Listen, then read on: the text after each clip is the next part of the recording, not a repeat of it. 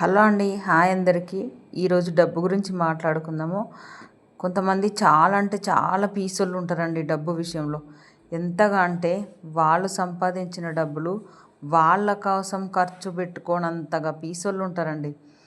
ప్రతి విషయంలో ప్రతి రూపాయి, ప్రతి ఆటన, ప్రతి 10 పైసలను కూడా ఖర్చు పెట్టరండి వాళ్ళ కోసం. ఈ రూపాయి ఖర్చు పెడితే ఇంకేమన్నా వస్తదా అట్లా ఇట్లా ఆలోచిస్తారు. ఖర్చు పెట్టాలి. కాకుంటే అవసరానికి మించి పెట్టొద్దండి. మన అవసరానికి పెట్టుకోవాలి. మీరు అంతగనం ఒక్క రూపాయి తినకుండా, తాగకుండా, మీకు ఉపయోగించుకోకుండా మీరు సంపాదిస్తే మీ నెక్స్ట్ తరం మా పెద్దవాళ్ళు బాగా డబ్బు సంపాదించిండ్రు, మా నాన్న, మా తాత బాగా సంపాదించిండ్రని దేవుని గదిలో మీ ఫోటోలు పెట్టి పూజించుకుంటారా ఏమన్నా? పూజించుకోరండి. మీరు సంపాదించిన డబ్బుతో వాళ్ళు బాగా ఎంజాయ్ చేస్తారు. మీరు సంపాదించిండ్రని మిమ్మల్ని పూజించితే ఊకే మిమ్మల్ని ఏం మెచ్చుకోరు, మిమ్మల్ని ఏమి పొగడరు. మీ ఫోటోలు దేవుని గదిలో పెట్టుకొని పూజలు చేయరండి. వాళ్ళు ఎంజాయ్ చేస్తారు మీరు సంపాదించిన డబ్బుని. నేను అనేది ఏంటంటే మొత్తము నెక్స్ట్ తరానికి లేకుండా దుబారా ఖర్చు పెట్టి లంగ తిరుగుడు తిరిగి అంత వేస్ట్ ఖర్చు పెట్టు అనమని నేను అనట్లేదండి.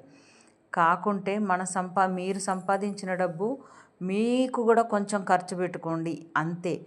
అంతేగాని మీ అవసరానికి ఖర్చు పెట్టుకోకుండా ప్రతి దానికి పీస్తనం చేసి, ప్రతి దానికి డబ్బును ఆదా చేసి, తర్వాత అంత సంపాదించి పోయే రోజు కట్టకపోయేది ఏం లేదు. అట్లా అని దుబారా పోయే రోజు కట్టకపోయేది ఏం లేదని మీ డబ్బును మొత్తం ఖర్చు పెట్టుకోండి, మొత్తం దుబారా ఖర్చు పెట్టండి, తాగండి, తినండి అట్లా అనట్లేదండి నేను. తినేంతవరకు తినండి. డబ్బు ఉంటే ఎంజాయ్ చేయాలండి. ఏలన కాకూడదు. ఖర్చు పెట్టాలండి. మొత్తం కథం చేయకూడదండి. ఇట్లా మన అవసరాలకి మట్టుకే ఖర్చు పెట్టుకోవాలి. అట్లానే అస్సలు ఖర్చు పెట్టకుండా ఉండొద్దండి. తినే విషయంలో కానీ, తాగే విషయంలో కానీ, చుట్టాలు వచ్చినప్పుడు కానీ, ఫంక్షన్లకు వెళ్ళేటప్పుడు కానీ, బట్టల విషయంలో కానీ, కొన్ని మనం ధరించే బంగారు వస్తువులు కానీ అవన్నీ ఏం లేనట్టు వాటినంతా ఏం కొనుక్కోకుండా ఉండి అది సంపాదిస్తే వేస్ట్ అండి. మన కాడ ఎంత ఆదాయం ఉంటుందో ఆ ఆదాయానికి తగ్గట్టు మనం మెయింటైన్ చేయాలండి. మనం ఆదాయానికి తగ్గట్టు మెయింటైన్ చేయకుండా మనకున్నా కూడా మనం అంతా ఏం లేనట్టు ఉండి, ఇప్పుడు మనకు బైక్ కొనుక్కునే స్తోమత ఉందనుకోండి, బైక్ కొనుక్కునే స్తోమత ఉన్నాక కూడా పీస్తనం చేసి కొనుక్కోకుండా ఏ సైకిలో ఏ కాలినడకన పోతే మనకు అది ఉండి కూడా వేస్ట్ అండి. మనం బాగా వేస్ట్ ఖర్చులు, వృధా ఖర్చులు పెట్టకూడదు.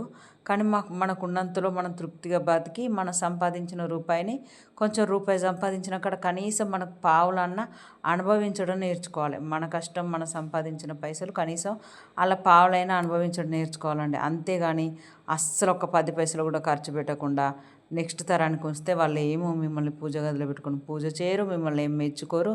వాళ్ళు మంచిగా ఎంజాయ్ చేస్తారు. అందుకే నేను చెప్పేది ఏంటంటే ప్రతి ఒక్క మనిషి మంచిగా కష్టపడండి, మంచిగా సంపాదించుకోండి.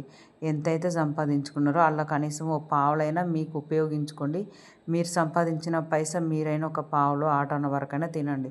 అంతేగాని మొత్తానికి మొత్తము తినకుండా, ఖర్చు పెట్టకుండా, పీస్తనం చేసి అట్లా చేసి ఇట్లా చేసి అంతా బాగా కష్టపడి అట్లా చేయకండి. ఎందుకంటే తర్వాత ఎవరు పెట్టరు, ఎవరికి ఎవరు కారు. అట్లా అని నేను నెక్స్ట్ తరానికి లేకుండా చేయండి, తినండి, కథం చేయండి, నెక్స్ట్ తరానికి ఏముండొద్దు అనట్లేనండి. నెక్స్ట్ మీ పిల్లల్ని కూడా మంచిగా చదివించుకోండి.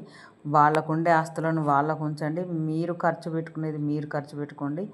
ఊకే అస్సలు ఖర్చు పెట్టకుండా ఉండి మాత్రము మొత్తం చేస్తే ఏం ఉపయోగం ఉండదు. ఇన్ని రోజులు కష్టపడి, ఎందుకంటే మనం ఇప్పుడు 100 రోజులు రాలేదు భూమి మీదకి. అప్పటోళ్ళు అంటే 100 సంవత్సరాలు బతుకుతారు కానీ ఇప్పటోళ్ళు 50 ఏండ్లు బతుకుతే అక్కడికే ఎక్కువ అయిపోతుంది. ఇక 50 ఏళ్ళ కంచి తర్వాత రాముడెవడో రాకాసుడెవడో.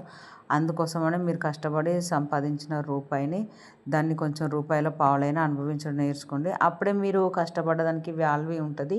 మీ నెక్స్ట్ తరాన్ని కూడా కొంచెం ఉంచండి. వాళ్ళకి లేకుండా ఖర్చు పెట్టమని నేను అనట్లేదు. నేను అనేది ఏంటంటే కనీసం మీ రూపాయి మీరు తినడం నేర్చుకోండి అంటాను. ఈ వీడియో నచ్చినట్టయితే లైక్ చేయండి.